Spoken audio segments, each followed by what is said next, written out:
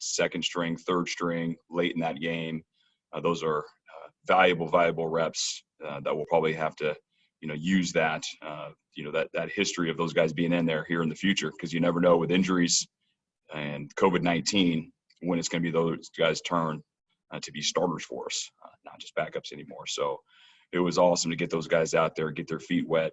And we ended up emptying the benches on offense, defense, and special teams, and got some guys some valuable reps. So there's not often you get to be able to do that in a Pac-12 game. So we were excited about the outcome against University of Arizona. And then share the disappointment with all of Husky Nation and our team with the Apple Cup, being postponed and possibly canceled. That's a huge game for this state, for this region, and especially for Husky Nation. We know that it's a tradition the day after Thanksgiving to have the family rivalries, the Cougs versus the Dogs, and for that not to happen on Friday, I know is very sad, very disappointing for a lot of people, and we share in that disappointment. But we had to flip the page very, very quick, and we know there was a lot of potential opponents that we could have played this Saturday. First, Jen Cohen and our administration did an unbelievable job of getting potential games lined up, and we definitely had a number of different depth charts circulating in our building, wondering who we're going to play. And, our video crew did a nice job of collecting film with those potential opponents. And I won't discuss those potential opponents, but there was definitely some discussions for multiple teams. And it definitely a new thing in 2020 that usually we know who we're playing week in and week out. And this year we do not. But our team didn't flinch, and they were ready to play whoever we were going to play. And I got to give a lot of credit to the Pac-12, Larry Scott, Merton Hanks, for really being on top of this and staying ahead of the curve with the potential loss of the Arizona State-Utah game.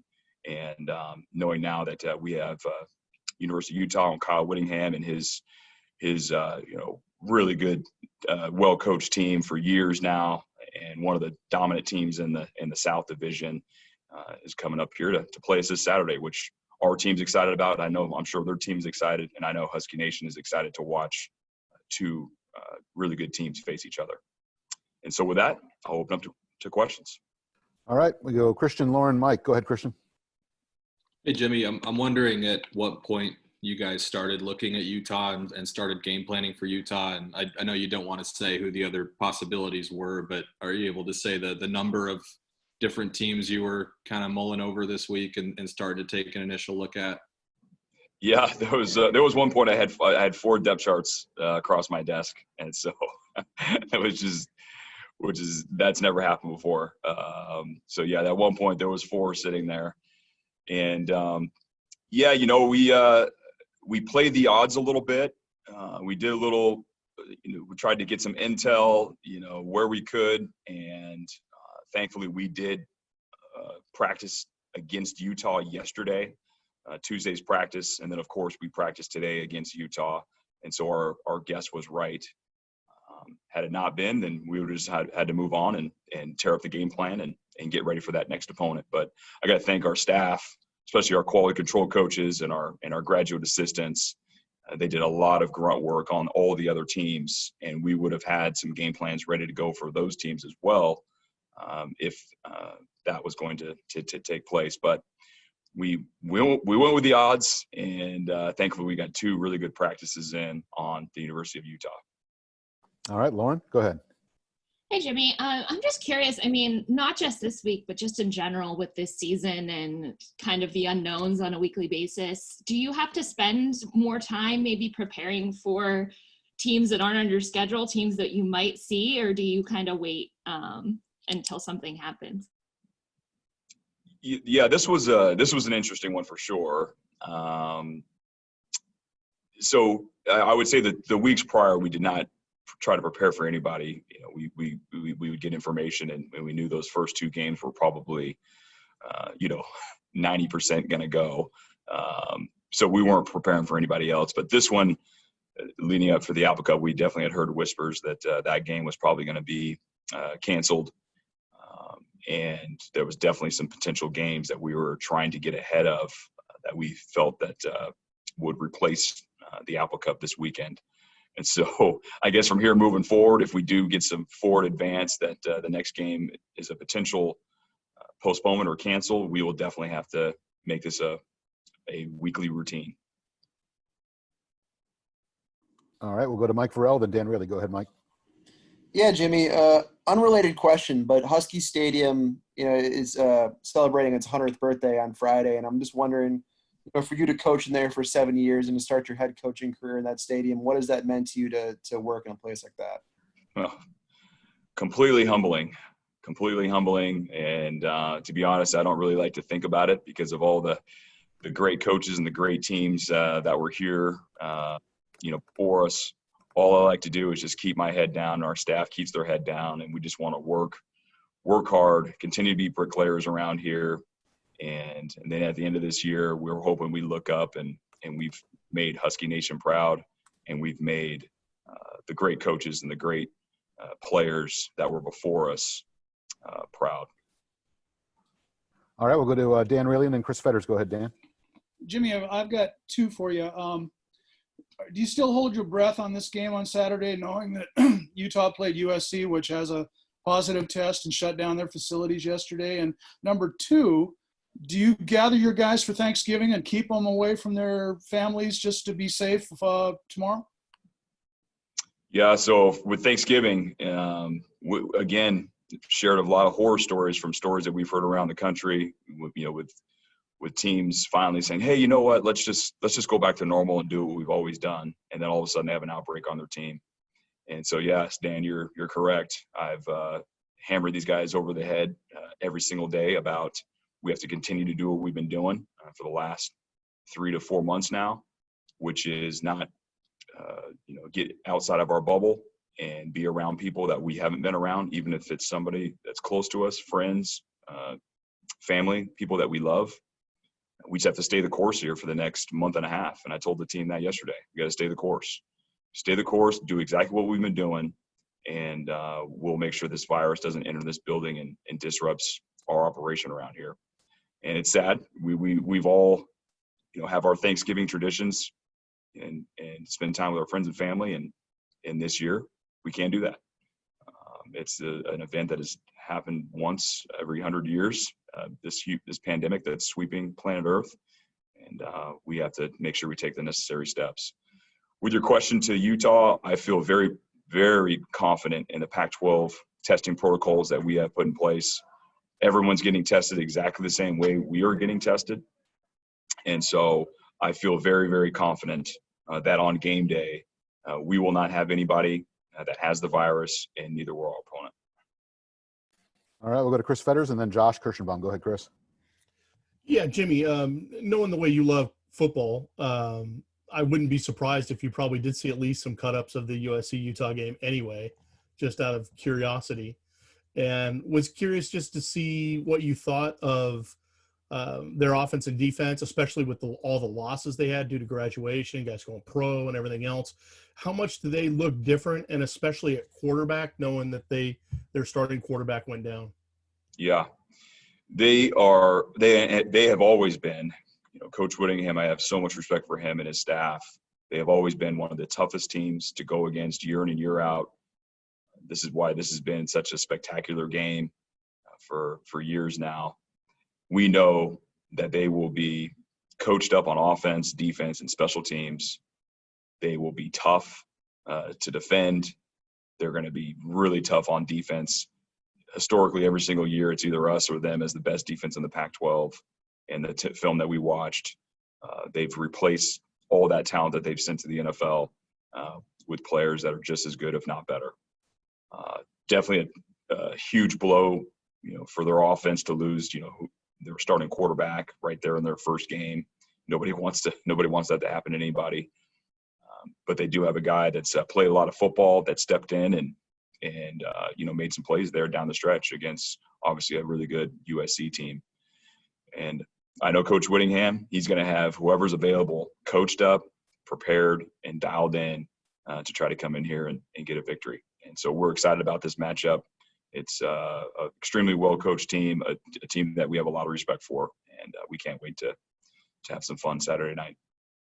All right, we'll go to Josh Kirschenbaum and then Anthony Edwards. Go ahead, Josh. Hey, Jimmy, you've talked about how multiple you want your offense to be, and obviously the difference between game one and game two. Just how much does that get harder, or maybe how much does that change when you're not finding out who you're having the game plan against until Tuesday night, Wednesday? Yeah, I think we're not going to use that as an excuse at all. Right now, we're really in great shape. We haven't lost a day of preparation. Like I said, we gambled correctly this week, and we put all of our attention and our game plan and our prep work at practice on the University of Utah. And so this week is like no other week. We feel, of course, the uncertainty in the beginning, Sunday, Monday, but other than that, once we got the team together and once we started practicing, we're in the same routine that we've been in. And so we have to go out there and execute. And yes, for sure, we want to be balanced, multifaceted on offense, and again, try to do whatever we feel is going to give us the best, situation to win the football game on Saturday night. All right, Anthony, then Tim Booth. Go ahead, Anthony. Yeah, you've mentioned that with Dylan Morris, he kind of was mistake-free in camp and stuff, and he made good decisions. But what's kind of been the message for him so far this year, like getting the ball in the playmaker's hands, or what are you kind of telling him? We're just saying, hey, do what you've been doing in practice. We don't force the ball at anybody. We don't operate that way. Our quarterbacks go through a progression, and if it's there, they're going to throw it, and if it's not, then they're going to throw it to somebody else. And if everyone's covered, they're going to run it. So, or throw the ball away. That's the beautiful thing about a pro style offense and our style of offense is we will rep situation after situation and let them go through their checks and balances. And if they're reading it the correct way, then the end result should be a positive play for our offense. All right, we'll go to Tim Booth and then Christian. Go ahead, Tim. Hey, Jimmy, a couple questions related to Washington State. On Sunday morning when you guys came in, did you guys even start any prep for Wazoo, or was it pretty clear by that point that the game was going to be postponed? And then second to that, it's December 19th is supposed to be the day of the crossover games. Short of you guys playing in the Pac-12 championship game, do you expect or would you like to see arrangements made for the Apple Cup to be played on that weekend? Yes. The answer to your second question is yes, of course. We would love, everyone wants the Apple Cup to happen. And so, yes, if we were not in the Pac-12 championship game, definitely I think that last game there should be the Apple Cup. I know our fans and their fans and this whole state and this whole region would want that game to happen.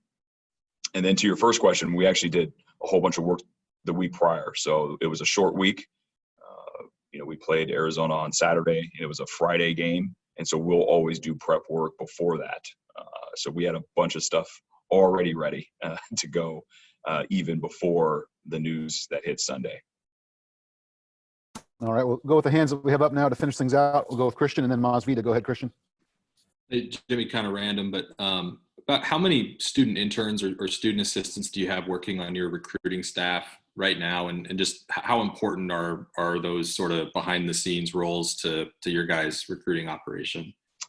Yeah, so sadly, Christian, right now we have zero, and the reason is because of the coronavirus. We don't have anybody extra in the building right now. We just have the people that need to be here in order for us to get practice going and prepare for games. And so, very sad situation. The number right now, but in a normal time, I mean, that number is upwards to a dozen in a normal year. Definitely miss having all that help around here. But yeah, sad situation with the coronavirus, not be able to have those guys in the building. All right, we'll go Masvita, then Kim. Go ahead. Hey, Coach. Who you play obviously is a huge part of the equation, but how important is it in the messaging for the team to improve and stay consistently improving on your game plan, who you are? Yeah, no question. I mean, that's the anchor for one of our anchors of our program is a constant state of growth and improvement. And no matter who we're playing, we're always trying to make ourselves better. coaches, players included. And, you know, if we didn't have a game this weekend, we would definitely be still practicing in order to improve individually and also collectively. All right, we'll go Kim and then Art, then Mike Farrell. Go ahead, Kim. Hey, Coach, lots of people talk about the biggest improvement on a team coming from game 1 to game 2.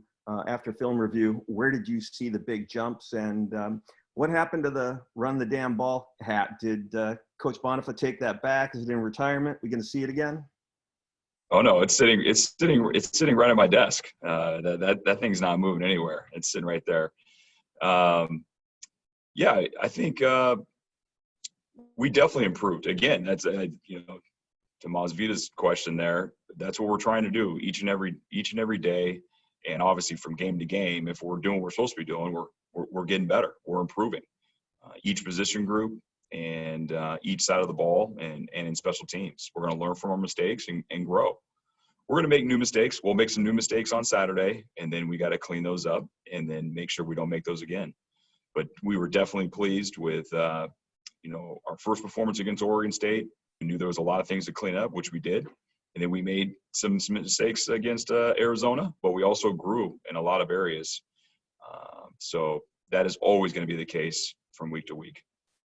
All right, last three from Art, then Mike, and then Chris Fetters. Go ahead, Art.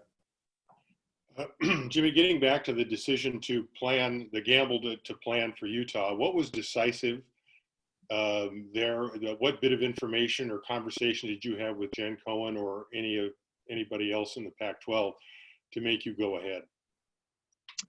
Yeah, I think we knew, which you guys asked me this last week, you know, about the non-conference opponents and those type of questions. Our first preference is to always play a conference game. That's what's going to help us the most, trying to reach our goal of winning the Pac-12. So we definitely wanted to lean more towards a Pac-12 opponent. And so that was merely the gamble right there. Was we need to prepare for these guys. We need to prepare for a Pac-12 opponent, because we know per our rules from the Pac-12, our first opponent will always be a Pac-12 opponent first. And so it wasn't like I had some, you know, underlying, you know, some things that no one else knew about. It was just more playing the odds that if that game was not going to go off down in Tempe, that Utah was probably going to be our most probable opponent. All right, last two, Mike, and then Chris Fetters. Go ahead, Mike. Yeah, Jamie, I'm wondering, what does Puka give you in terms of his skill set that's maybe a little bit different from the other receivers, and what is the next step for him in his progression? Yeah. What I love about Puka, which he gives to the whole team and definitely that side of the ball and the wide receiver room, is just a bunch of energy. He has this positive energy that's contagious. And we really missed that last year when he was injured last year and was no longer, you know, wasn't able to finish the season. So he brings that. And then, you know, he's a big body. He's hard to tackle. He's hard to tackle for some defensive backs. He's bigger than most defensive backs, definitely bigger than most corners. And I think that's a big part of his game. And, you know, obviously had the huge play last week, but now I just want him to be even more consistent. And really that whole room, make sure we're catching the ball when we should catch it. You know, if a defensive back makes a really good play on the ball, we'd all understand that, but we need to catch those layups. And so I want to make sure we definitely see some improvement in that area. All right, last question from Chris Fetters. Go ahead, Chris. Yeah, Jimmy, more of a larger kind of Pac-12 question. With the CFP coming out yesterday, you know, Gary Barta made it seem like there just aren't enough data points for the Pac-12 teams right now, only playing 2 and 3 games. So do you still feel like if Washington went undefeated, they go 6-0, win the Pac-12 title, do you still feel confident that you would get serious playoff consideration? Yeah, so first, to your first question is, you know, I think the Big Ten's only played 2 to 3 games as well. And so, you know, it just goes to show you that it's a beauty contest. And, you know, you go to a beauty contest, there's a lot of beautiful people there, and it's probably hard to decide which one is the most beautiful. So we don't worry about this. This is things that are out of our control. And what we can control is trying to win the Pac-12 championship. That's what we can control. And right now, the next step towards that is playing our opponent on Saturday. And that's all our team can worry about, all our staff can worry about. I get it. It's college football. The fans love to look at rankings and who's ranked this and who's ranked that. And I get the drama of it all. But I will dive into the drama at the end of your scenario, which you just said, Chris. I promise to answer that. If at the end of the year we are holding up that trophy with a immaculate record there, then I'll definitely answer that question. But at this point, all we can worry about is the University of Utah. All right. Thank you very much, Coach. Happy Thanksgiving, everybody. We'll see you again on Saturday. Thanks. Happy Thanksgiving. Thank you.